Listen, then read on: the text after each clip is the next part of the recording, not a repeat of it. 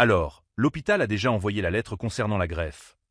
Demandai-je avec désinvolture, en coupant un morceau de dinde de Noël sur la table décorée de ma belle-mère. La salle à manger était parfaite, comme toujours. Guirlandes lumineuses dorées, sapin de Noël imposant dans un coin, odeur de cannelle et de gingembre flottant dans l'air. Toute la famille était réunie autour de la vieille table en chêne, souriant et se passant les plats comme si nous étions la famille parfaite des publicités télévisées. Papa et Linda se sont rapidement regardés.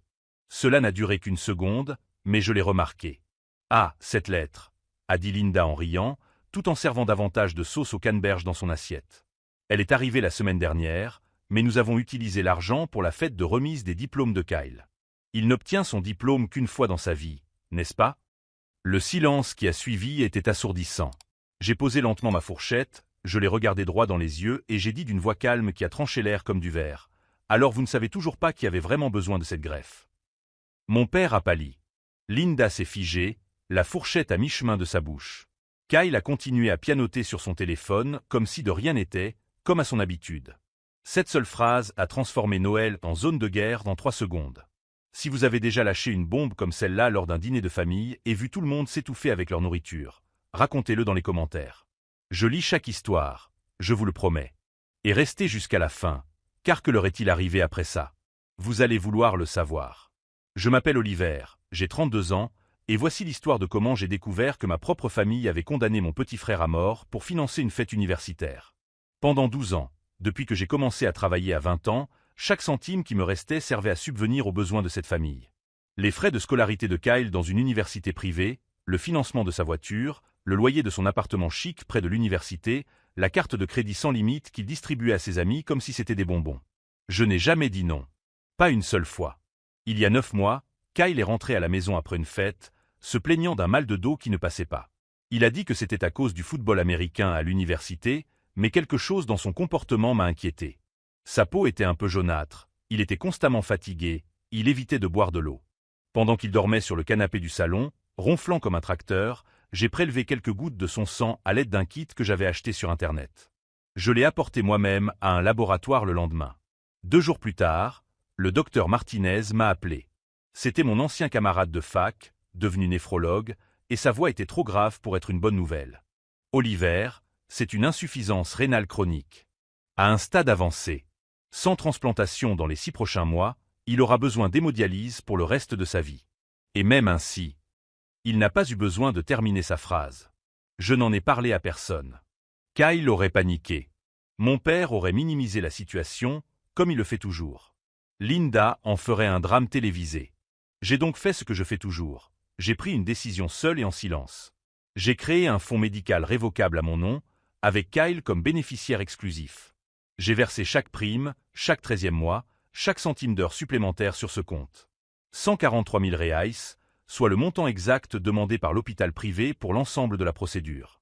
Comme je voyage beaucoup pour le travail, j'ai inclus une clause d'urgence. En cas de besoin médical urgent pour Kyle, l'un ou l'autre des parents pouvait demander le retrait avec ma confirmation verbale et mon email. Je n'ai jamais pensé qu'ils l'utiliseraient. Mais ils l'ont fait. La semaine dernière, alors que j'étais coincé dans une réunion à Sao Paulo, Linda a appelé le directeur de la banque en pleurant.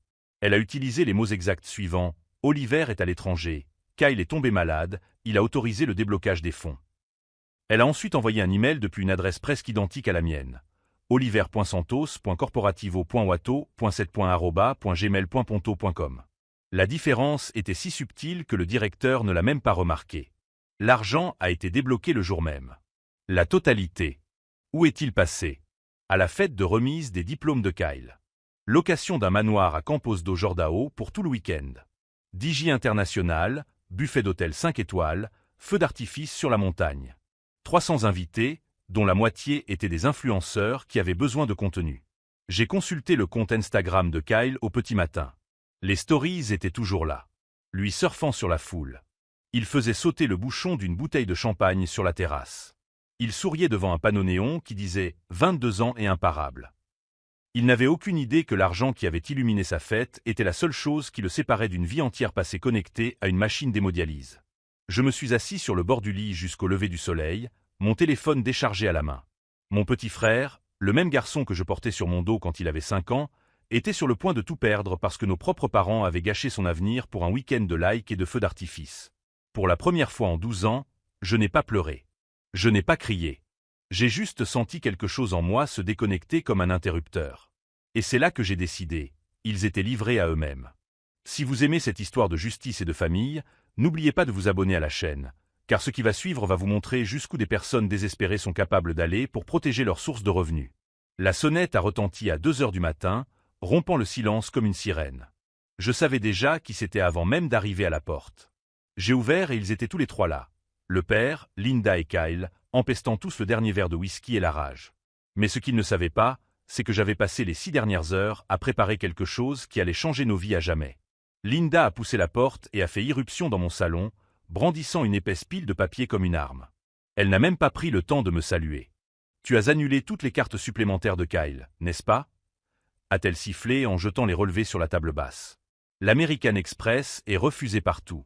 Hier, il n'a même pas pu payer son essence. Papa est entré juste derrière, marchant lourdement. Le financement de la BMW a été refusé par la banque. La société de remorquage a déjà laissé un avis sur la porte. 48 heures, Oliver. 48 heures. Je fermai doucement la porte et m'adossai contre elle. Pour la première fois de ma vie, je ne tremblais pas. Kyle resta immobile dans l'entrée, son sweatshirt à moitié ouvert, les yeux rouges. Il semblait plus petit que dans mes souvenirs. Mec, la direction de l'immeuble a collé un avis d'expulsion de 10 jours sur la porte de l'appartement ce matin. Mes collègues sont en panique. Je vais me retrouver sans logement. Linda a continué, la voix de plus en plus forte. Tu as une idée de l'humiliation que cela représente? Ses amis bombardent son téléphone de questions pour savoir pourquoi sa carte a été bloquée. Il a 22 ans, ce n'est pas un étudiant fauché. C'est embarrassant. Papa a pointé son doigt dans ma direction. Tu ne peux pas tout simplement tout couper quand tu es contrarié. Cette famille fonctionne grâce à ce que tu lui apportes. Ça a toujours été comme ça. Si tu t'arrêtes, nous nous arrêtons tous. C'est le deal. Kyle est finalement entré, se frottant la nuque. Allez, mec. Il suffit de tout reconnecter. J'ai un contrat publicitaire qui arrive la semaine prochaine. 2 semaines maximum, je te rembourserai. Je les ai regardés tour à tour. 12 années d'excuses, de chantage émotionnel et de virements d'urgence au petit matin ont défilé dans ma tête comme un film en accéléré. Les milliers de dollars que j'ai envoyés à 3 heures du matin à Kyle pour qu'il sauve les apparences. Les vols que j'ai annulés pour payer son loyer. Les anniversaires, les Noëls et les remises de diplômes que j'ai financés en travaillant 2 fois plus. J'ai pris une profonde inspiration. Non. Le mot est resté suspendu dans l'air comme un coup de feu. La bouche de Linda s'est littéralement ouverte. Qu'est-ce que tu as dit? J'ai dit non. Plus 1 centime. Plus un paiement. Plus d'excuses. Le visage de mon père est devenu violet. Tu ne peux pas décider ça. Tu nous soutiens financièrement depuis l'âge de 20 ans. C'est ton rôle. Tu ne peux pas simplement disparaître. Mon rôle. J'ai ri, d'un rire sec et tranchant. Je ne suis pas un distributeur automatique de billets avec un pouls. Kyle a essayé de faire cette petite tête de chien battu qui marchait toujours quand nous étions enfants. Frère, s'il te plaît. J'ai des rendez-vous, des sponsors. Si j'arrive en ayant l'air fauché, c'est fini. Linda reprit les papiers et les étala comme des cartes à jouer. Regarde ces soldes. Regarde ce que tu as fait. Tu veux que ton petit frère se retrouve à la rue? Je ne touchais pas à la pile. Il a 22 ans. Il a un diplôme universitaire. Il n'a jamais eu à utiliser une voiture qu'il ne pouvait pas se payer, ni un appartement qu'il ne payait pas. Ce n'est plus mon problème.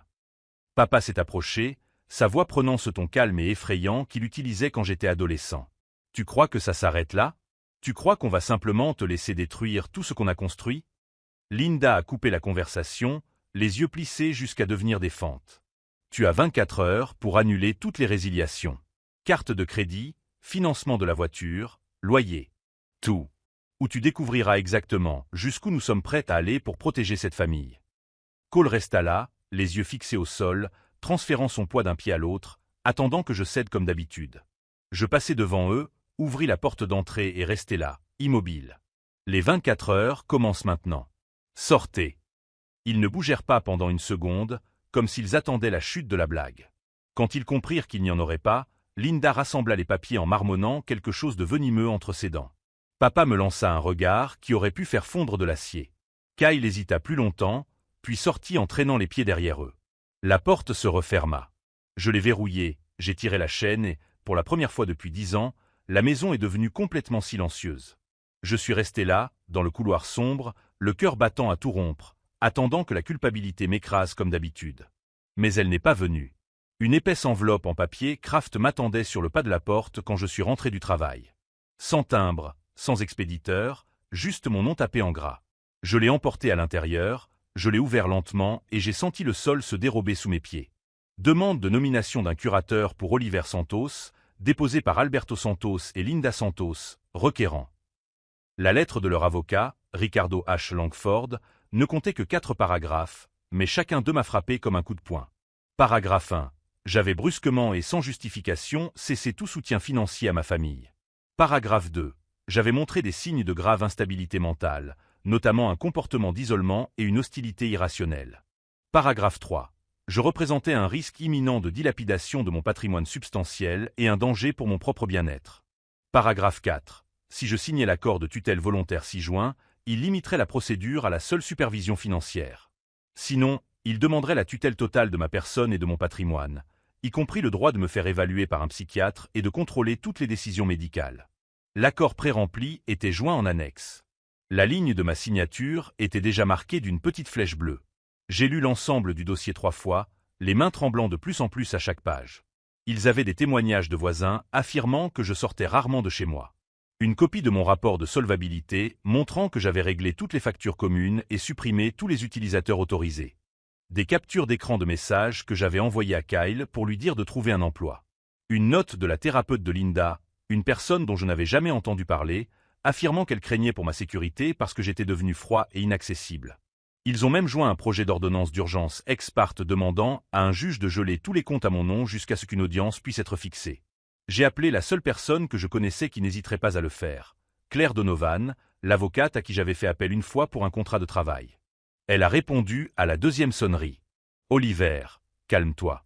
Envoie-moi tout ça tout de suite. » 20 minutes plus tard, elle m'a rappelé. Il dépose une requête en vertu de l'article 1 du chapitre 35A. La loi de Sao Paulo autorise la famille à demander la mise sous tutelle si elle parvient à prouver l'incompétence ou un préjudice imminent. L'accord volontaire est un piège. Si vous le signez, vous leur donnez le contrôle total de votre argent et de votre liberté. Si vous vous défendez, ils vont demander une audience d'urgence et demander au greffier de nommer immédiatement un tuteur provisoire. Parfois le jour même. Je l'ai déjà vu se produire. Quelle est la solidité de leur dossier actuellement? Faible. Mais les greffiers accordent tout le temps des ordonnances provisoires avec peu de preuves, surtout si le demandeur pleure au tribunal. Nous devons agir rapidement.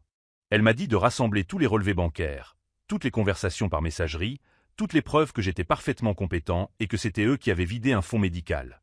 Elle m'a également dit de m'attendre à ce que les choses tournent mal. Ce soir-là, je me suis assis à la table de la cuisine, entouré de dossiers, à numériser des documents jusqu'au lever du soleil.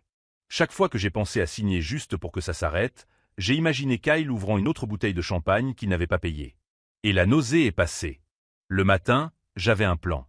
Je n'allais rien signer. Je n'allais pas supplier. Et je n'allais certainement pas les laisser m'enfermer pour continuer à faire rouler la machine à sous. J'ai scellé ma propre enveloppe, plus épaisse que la leur, adressée à Ricardo H. Langford, et je l'ai mise à la poste. À l'intérieur, il n'y avait qu'une seule feuille. On se voit au tribunal. La neige était tombée si drue cette nuit-là qu'elle avait recouvert tous les lampadaires de la ville. Je venais de rentrer chez moi en traînant mes bras chargés de sacs de course quand j'ai remarqué la lettre recommandée collée à la porte d'entrée. L'enveloppe provenait du service des ressources humaines de mon entreprise. Mon estomac s'est noué avant même que je ne l'ouvre. À l'intérieur, il n'y avait qu'une seule feuille. Résiliation immédiate de la couverture santé en raison de la détection de multiples demandes frauduleuses dépassant 47 000 reais. Cette facture détaillée était agrafée au dos.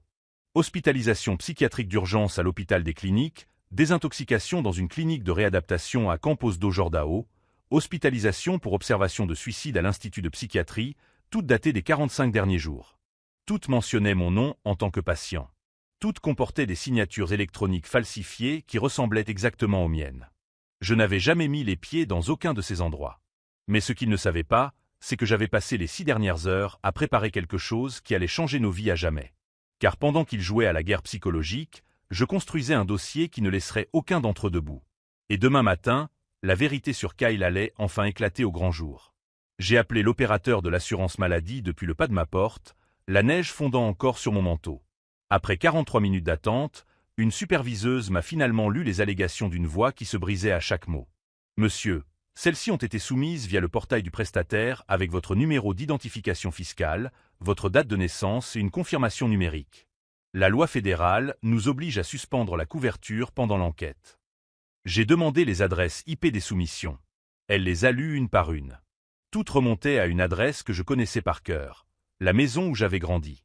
Cette même nuit, peu après 1h30 du matin, quelqu'un a commencé à frapper à ma porte si fort que tout le mur en tremblait.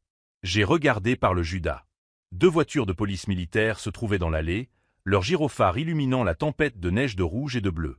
La neige s'est engouffrée dans la maison lorsque j'ai ouvert la porte. Le policier le plus proche était en train d'enlever des flocons de neige de ses épaules. Son badge indiquait « Lieutenant Silva ». « Monsieur, nous avons reçu un appel d'urgence d'un proche qui nous a dit que vous étiez ici et que vous aviez tenté de vous suicider. La personne a signalé des cris et du verre brisé.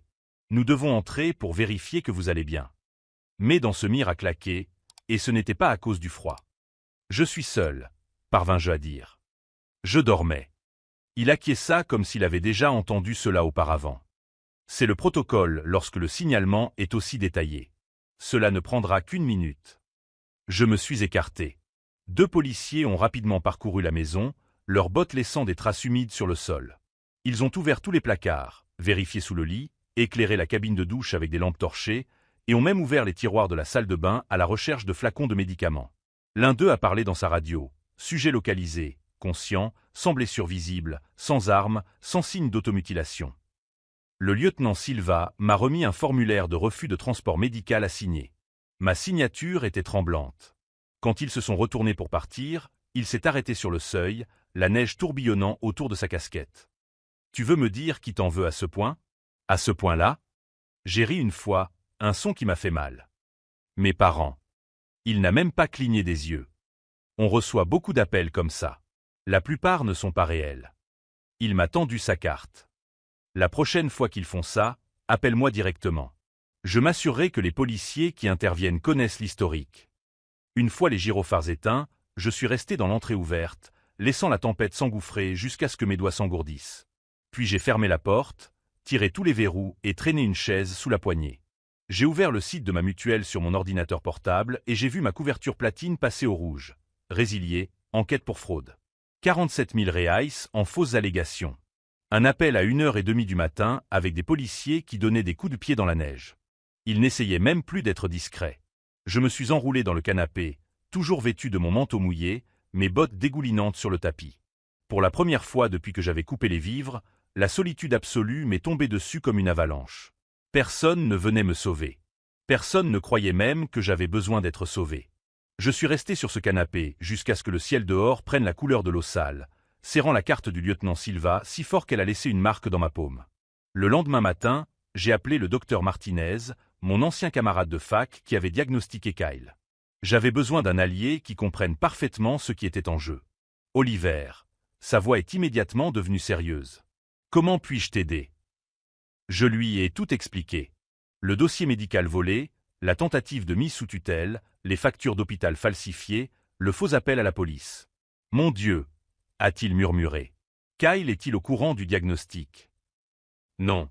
Et si ses parents obtiennent la tutelle, il ne le saura jamais. Ils le maintiendront malade tout en contrôlant mon argent. Il y eut un long silence. Oliver, je dois te dire quelque chose. Kyle est venu ici la semaine dernière. Mon sang se glaça. Quoi ? Il a dit qu'il avait de nouveaux mal au dos, mais il a clairement précisé qu'il ne voulait passer que des examens de base. Rien d'invasif, rien qui puisse apparaître sur la facture de l'assurance maladie familiale. Il a payé en espèces. Et alors ? Les résultats sont arrivés hier. Sa fonction rénale a chuté de 15% depuis le premier examen. Oliver, la fenêtre pour une greffe se referme. S'il ne fait pas d'hémodialyse dans les prochaines semaines, il va entrer en crise. J'ai senti le sol se dérober sous mes pieds. Il le sait, je n'ai pas encore pris de rendez-vous. Mais Oliver, il va devoir prendre une décision très rapidement. Avec ou sans ses parents. J'ai raccroché et j'ai regardé le téléphone pendant 20 minutes. Kyle était littéralement en train de mourir tandis que ses parents utilisaient l'argent qui pourrait lui sauver la vie comme moyen de chantage pour me contrôler. Et le pire, c'est qu'ils ne le savaient même pas. Cet après-midi-là, Claire m'a appelé avec des nouvelles qui m'ont retourné l'estomac. Ils ont avancé l'audience à la semaine prochaine. Ricardo Langford a demandé une procédure d'urgence, affirmant que tu représentes un danger imminent pour toi-même et pour ta famille. Sur quelle base? Des rapports de police faisant état de tentatives de suicide, des factures médicales indiquant de multiples hospitalisations psychiatriques, et maintenant. Oliver, assieds-toi. Ils ont joint un rapport psychiatrique indiquant que tu es en pleine crise psychotique avec des idées suicidaires et des tendances violentes. De quel psychiatre? Le docteur Roberto Mendes. Il dit avoir examiné la semaine dernière. Je n'ai jamais vu cet homme de ma vie. Je sais. Mais le rapport porte sa signature, Oliver. Et il demande au juge d'autoriser une hospitalisation d'office immédiate. Hospitalisation d'office. Ces mots résonnaient dans ma tête comme un glas funèbre. Combien de temps avons-nous? 6 jours. Et Oliver, il y a plus. Ils ont obtenu une ordonnance provisoire gelant vos principaux comptes. Tu n'as accès qu'à 5000 reais jusqu'à l'audience. 5000 reais. Pas assez pour payer Claire plus d'une semaine. Après avoir accroché, je me suis assis à la table de la cuisine, entouré des mêmes dossiers, mais avec une urgence différente qui me brûlait la poitrine. Il ne s'agissait plus de défendre mon argent ou ma liberté. Kyle avait quelques semaines. Peut-être moins. Et tandis que le compte à rebours vers sa faillite rénale tournait, nos parents utilisaient sa seule chance de survie comme monnaie d'échange dans un jeu qu'ils avaient déjà perdu. C'est là, à cette table, à 3 heures de l'après-midi d'un mardi glacial, que j'ai cessé de me défendre et que j'ai commencé à attaquer. J'ai pris le téléphone et composé un numéro que j'avais enregistré 9 mois auparavant, mais que je n'avais jamais eu le courage d'utiliser. Ministère public fédéral, Dr Lucas Ferreira. Dr Ferreira, je m'appelle Oliver Santos. J'ai des preuves d'un réseau de fraude médicale, de falsification de documents fédéraux et de tentatives d'enlèvement par le biais du système judiciaire. Et j'ai besoin de votre aide avant que mon frère ne meure. La ligne est restée silencieuse pendant un moment. Monsieur Santos, pouvez-vous venir à mon bureau maintenant? Apportez tout ce que vous avez. En rassemblant chaque document, chaque impression, chaque enregistrement que j'avais collecté, j'ai senti quelque chose changer en moi. Ce n'était plus de la colère ou de la peur. C'était une détermination absolue. Ils voulaient la guerre, ils allaient la voir. Mais cette fois, je ne me battais pas seul. Et quand Kyle découvrirait la vérité sur sa maladie et sur l'argent qui aurait pu le sauver, il comprendrait exactement pourquoi notre famille ne serait plus jamais la même. Il était 17h47 lorsque je suis sorti de chez moi avec 3 dossiers sous le bras et une certitude cristalline dans l'esprit. Dans une semaine, soit je serais interné de force dans une clinique psychiatrique, soit il serait traduit devant la justice fédérale. Il n'y avait pas de demi-mesure. Il n'y avait plus de retour en arrière possible. La guerre avait officiellement commencé, et j'avais exactement 144 heures pour gagner ou tout perdre à jamais. Le bureau du docteur Lucas Ferreira au ministère public fédéral occupait le 12e étage d'un immeuble de verre dans le centre-ville. Des murs recouverts de codes juridiques, un bureau en acajou couvert de dossiers ouverts et l'odeur caractéristique d'un café fort refroidi depuis des heures. J'ai posé les 3 dossiers sur son bureau comme si je livrais les preuves d'un crime. Car c'était exactement ce que je faisais. Monsieur Santos, le docteur Ferreira ajusta ses lunettes et feuilleta rapidement les documents. C'est l'une des fraudes les plus élaborées que j'ai jamais vues. Falsification d'identité médicale, manipulation du système judiciaire, blanchiment d'argent déguisé en fête de famille. Il s'est arrêté sur une page en particulier. Ce rapport psychiatrique du docteur Roberto Mendes. Avez-vous réussi à retracer quand il a été rédigé? Hier après-midi, j'ai appelé son cabinet. La secrétaire a confirmé qu'il ne m'avait jamais reçu. Plus intéressant encore, j'ai découvert que Linda avait travaillé comme réceptionniste dans sa clinique il y a 2 ans. Le docteur Ferreira prit une note. Connexion directe. Et les faux rapports hospitaliers? J'ouvris mon 2e dossier. J'ai appelé chaque hôpital. Tous ont confirmé que je n'avais jamais été hospitalisé en psychiatrie. Mais voici la partie intéressante. Je fis glisser une impression sur la table. Les adresses IP des soumissions frauduleuses, elles remontent toutes à la maison de mes parents. Même connexion Internet, même ordinateur. Une bêtise numérique, murmura-t-il en souriant pour la première fois. Et l'argent du fonds médical? Voici le virement. Je lui montrai les relevés bancaires. 143 000 reais retirés en une seule opération. Et ici, je tournai la page, voici où chaque centime a été dépensé. Location de la villa à Campos do Jordão, 80 000. Digi International, 22 000. Traiteur, 16 000. Feu d'artifice, 12 000. Le docteur Ferreira s'est arrêté d'écrire. Les feux d'artifice ont coûté 12 000 reais, des feux d'artifice personnalisés au-dessus de la montagne. Alors que mon frère n'a plus que quelques semaines avant de sombrer dans l'insuffisance rénale. Le silence dans la pièce devint pesant. Monsieur Santos, je vais être direct. Nous avons des éléments pour ouvrir immédiatement une enquête pour faux idéologiques, escroquerie, fraude procédurale et formation de bande. Mais vous devez comprendre, à partir du moment où nous déposerons plainte, il n'y aura plus de retour en arrière. Ils m'ont déjà fait interner une fois à tort grâce à un faux appel à la police. Ils essaient de me faire interner dans une clinique psychiatrique pour contrôler mon argent pendant que mon frère meurt. Docteur Ferreira, il n'y a pas de retour en arrière possible depuis Noël. Il acquiesça lentement. Je vais avoir besoin de témoignages complémentaires. Ce docteur Martinez qui a diagnostiqué votre frère serait-il disposé à témoigner? Oui. Et j'ai autre chose. J'ouvris le 3e dossier. Kyle a consulté le docteur Martinez la semaine dernière. De son propre chef, sans en parler à ses parents. Il a payé la consultation en espèces et a demandé la confidentialité totale. Pourquoi? Parce qu'il ressent des douleurs qu'il ne peut plus ignorer. Docteur Ferreira, Kyle ne sait pas qu'il est en train de mourir. Il ne sait pas que l'argent de sa fête était destiné à lui sauver la vie. Et nos parents feront tout pour qu'il ne le découvre jamais. Le docteur Ferreira s'est calé dans son fauteuil. Quel âge a votre frère? 22 ans. Il est majeur. Il a le droit légal de connaître son propre diagnostic médical. Il a pris le téléphone. Je vais demander une ordonnance judiciaire pour que le docteur Martinez informe Kyle directement de son état. Sans ingérence familiale. Mon cœur s'est emballé. Ils vont piquer une crise. C'est exactement ce que nous voulons. Les gens désespérés commettent des erreurs plus graves. Pendant que le docteur Ferreira rédigeait l'ordonnance, mon téléphone a vibré, signalant un message de Claire. « Oliver, ils ont fait appel. Nous devons parler de toute urgence. » Je suis arrivé à son bureau 40 minutes plus tard. Claire faisait les 100 pas, les cheveux en bataille, le visage tendu. « Ils ont demandé un mandat de perquisition pour votre domicile. » m'a-t-elle dit avant même que je m'assoie. « Ils prétendent que vous cachez des preuves de projets d'automutilation et de violence familiale. » Sur quelle base? Le témoignage d'une voisine qui dit vous avoir vu brûler des papiers dans votre jardin au petit matin. Un autre témoignage d'un employé de la Poste affirmant que vous avez reçu des colis suspects provenant de médecins. J'ai ri, un rire amer. La voisine doit être Madame Patterson. Elle rend visite à Linda religieusement depuis 2 semaines. Et les colis médicaux? Ce sont les résultats des examens de Kyle que le docteur Martinez m'a envoyés. Oliver, il y a plus. Ils ont obtenu une déclaration de Linda affirmant que vous avez appelé à 3 heures du matin en menaçant de faire payer tout le monde pour ce qu'ils ont fait. Et que Kyle vous a entendu dire que certains problèmes ne peuvent être résolus que par des solutions définitives. J'ai senti mon sang se glacer. Je ne les ai jamais appelés. Et Kyle ne vit plus avec moi depuis 2 ans. Je sais. Mais ils ont joint les relevés téléphoniques de l'opérateur. Des appels provenant de votre numéro vers leur domicile aux dates mentionnées. Impossible. J'ai pris mon téléphone portable et j'ai ouvert l'historique. Claire, regarde ça. Le jour où ils prétendent que j'ai appelé à 3 heures du matin, mon téléphone était connecté au réseau Wi-Fi de l'hôtel à Sao Paulo.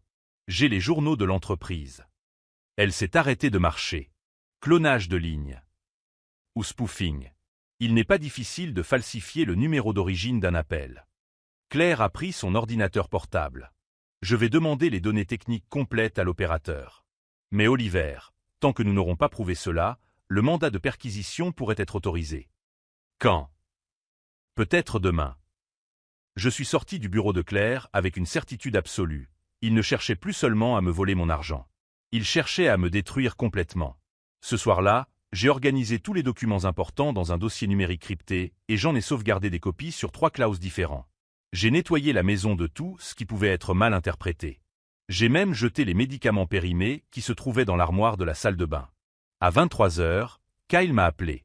Mec, sa voix était différente. Fatigué. Tu peux venir me chercher à l'hôpital? Mon estomac s'est noué. Quel hôpital? Les urgences d'Einstein. Je suis venu parce que mon mal de dos ne s'améliorait pas et... Mec, les médecins disent des choses bizarres à propos des analyses de sang. Le docteur Martinez avait exécuté l'ordonnance du tribunal. Kyle, reste là. J'arrive. Quand j'ai raccroché, j'ai compris que la guerre était entrée dans une nouvelle phase. Kyle allait enfin découvrir la vérité sur sa maladie. Et quand il découvrirait que l'argent destiné à la soigner avait été gaspillé dans une fête. Si vous suivez cette lutte pour la vie entre frères et parents manipulateurs, abonnez-vous à la chaîne, car ce qui s'est passé à l'hôpital cette nuit-là a tout changé pour toujours. J'ai pris les clés de la voiture en sachant que, dans quelques heures, Kyle saurait qu'il était en train de mourir. Et que notre propre famille avait préféré les feux d'artifice à sa vie. Le téléphone a sonné en chemin. C'était le docteur Ferreira. Oliver, l'ordonnance du tribunal a été exécutée.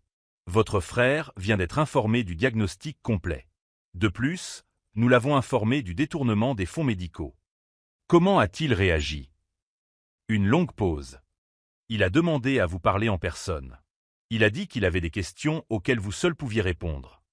J'ai accéléré dans les rues désertes de l'Aube. Kyle allait enfin tout savoir. Et quand il confronterait nos parents au sujet de l'argent volé à sa propre survie. La véritable guerre ne faisait que commencer.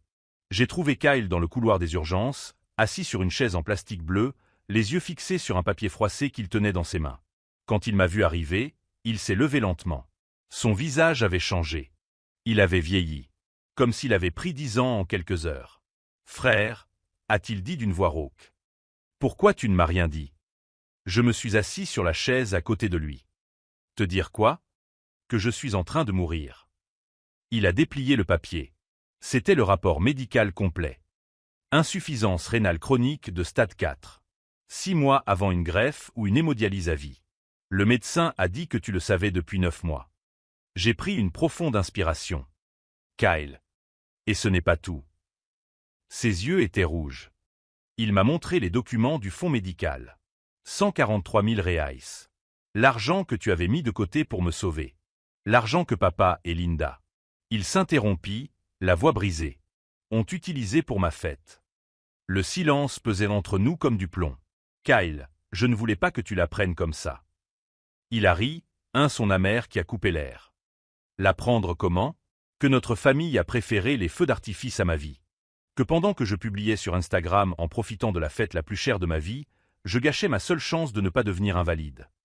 Je lui ai pris l'épaule. On peut encore. Non, mon frère. La fenêtre est fermée. Il a agité le papier devant mon visage. 3 semaines. Peut-être un mois avant que je doive commencer l'hémodialyse 3 fois par semaine pour le reste de ma vie. À 22 ans. Nous sommes restés là en silence pendant 10 minutes, les infirmiers passant, le bip constant des appareils en arrière-plan. Jusqu'à ce que Kyle reprenne la parole. Où sont-ils? À la maison, j'imagine. Pourquoi? Kyle s'est levé, a plié le papier et l'a mis dans sa poche.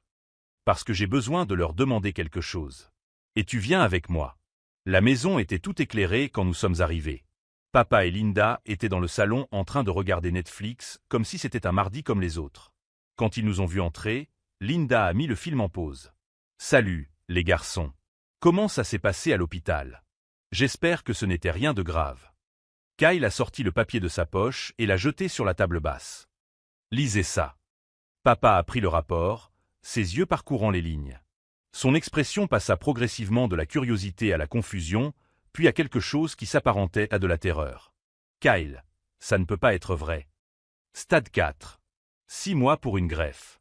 Un délai qui a expiré il y a 3 semaines. Kyle croisa les bras. Maintenant, expliquez-moi où sont passés les 143 000 reais que mon frère avait mis de côté pour me sauver. Linda pâlit. Kyle, chérie, nous ne savions pas. Vous ne saviez pas. Sa voix monta d'une octave. Vous avez pris l'argent d'un fonds médical et vous l'avez dépensé pour une fête. Comment pouviez-vous ne pas le savoir? Papa essaya de se lever. Mon fils, calme-toi. Nous pouvons régler ça. Comment? A crié Kyle. Comment allons-nous régler ça? Allez-vous me rendre mes reins fonctionnels? Allez-vous me rendre les 6 mois que nous avons perdus? C'est à ce moment-là que mon téléphone a sonné. C'était le docteur Ferreira. Oliver, vous devez venir au ministère public immédiatement. Nous avons des nouvelles. Quel genre de nouvelles?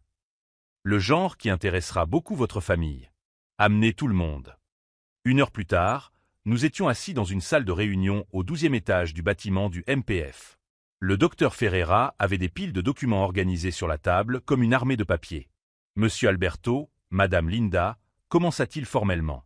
Vous êtes officiellement accusé de fraude aggravée, de faux idéologiques, de formation de bandes criminelles et de tentatives de séquestration. Linda s'étouffa. Quoi? Le docteur Ferreira ouvrit le premier dossier. 47 000 reais en fausses factures médicales soumises à la caisse d'assurance maladie de M. Oliver. Tout avec vos empreintes digitales sur l'ordinateur qui a effectué les soumissions. Papa tenta de parler. Le docteur Ferreira leva la main. De plus, falsification du rapport psychiatrique du docteur Roberto Mendes, qui, d'ailleurs, a confirmé que Madame Linda a travaillé dans sa clinique et avait accès aux tampons et aux papiers en tête. Nous avons les enregistrements des caméras de sécurité. Il ouvrit un autre dossier. Clonage de lignes téléphoniques pour passer de faux appels d'urgence. L'opérateur a fourni les journaux techniques complets. Et tentative d'obtention frauduleuse d'une tutelle au moyen de documents falsifiés et de témoins soudoyés, dont 3 ont déjà avoué. Le silence dans la salle était pesant. Mais voici la partie intéressante, sourit froidement le docteur Ferreira. Le virement bancaire que vous avez effectué à partir du fonds médical, il était techniquement légal. Oliver avait inclus la clause d'urgence. Linda poussa un soupir de soulagement. Cependant, poursuivit-il, utiliser de l'argent destiné à des soins médicaux pour une fête privée constitue un détournement de fonds qualifiés. Et étant donné que le bénéficiaire était mineur lorsque le fonds a été créé, nous avons également affaire à un détournement de patrimoine d'une personne incapable. Le père finit par exploser. C'est de la persécution. Oliver a monté tout ça parce que nous avons coupé son argent. Le docteur Ferreira rit. Monsieur Alberto, c'est vous qui avez monté un stratagème pour faire interner de force votre propre fils dans une clinique psychiatrique. Oliver n'a fait que défendre sa santé mentale. Il ouvrit le dernier dossier. Et il y a autre chose que nous avons découvert en enquêtant sur vos comptes. Il fit glisser une impression sur la table.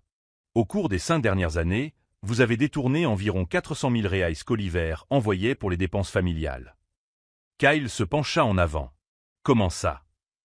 Votre frère envoyait de l'argent pour le compte courant, les frais de scolarité, l'assurance automobile. Vos parents en prenaient une partie et l'investissaient dans un compte offshore aux îles Caïmans. Linda a essayé de se lever. Ce n'est pas un crime. Techniquement, non. Mais l'évasion fiscale, oui. Et le fisc a déjà été informé. Kyle a regardé ses parents comme s'il les voyait pour la première fois de sa vie. Vous l'avez volé pendant 5 ans. Son père était incapable de parler. Le docteur Ferreira rassembla les papiers. L'audience de tutelle a été annulée. Les accusations criminelles ont été déposées. Vous avez 48 heures pour constituer un avocat. Nous avons quitté le bâtiment en silence. Kyle marchait comme un zombie. Sur le trottoir, il s'est arrêté et a regardé ses parents. Vous avez détruit ma vie pour financer un faux style de vie, a-t-il dit d'une voix étrangement calme. Et quand mon frère a essayé de me sauver, vous avez essayé de le faire interner de force. Linda s'est mise à pleurer. Kyle, mon fils. Non. Il a levé la main. Je ne suis plus votre fils. Et vous n'êtes plus ma famille. Il s'est tourné vers moi. Oliver, je peux rester dans ton appartement aujourd'hui? Demain, je chercherai un petit logement. Kyle. S'il te plaît. Juste pour aujourd'hui. Je te promets que demain, je m'occuperai de ma vie tout seul. 3 mois plus tard, Kyle a commencé l'hémodialyse. 3 fois par semaine, 4 heures par séance. À 22 ans, sa vie tournait désormais autour d'une machine qui filtrait son sang. Papa et Linda ont tenu exactement 87 jours après l'audience. Les amendes judiciaires et les honoraires d'avocat se sont élevés à 120 000 reais. La maison a été saisie la semaine avant Noël. La banque a fermé la porte de la maison où nous avions grandi un matin de janvier, tandis qu'ils chargeaient le peu qui restait dans un camion de déménagement loué.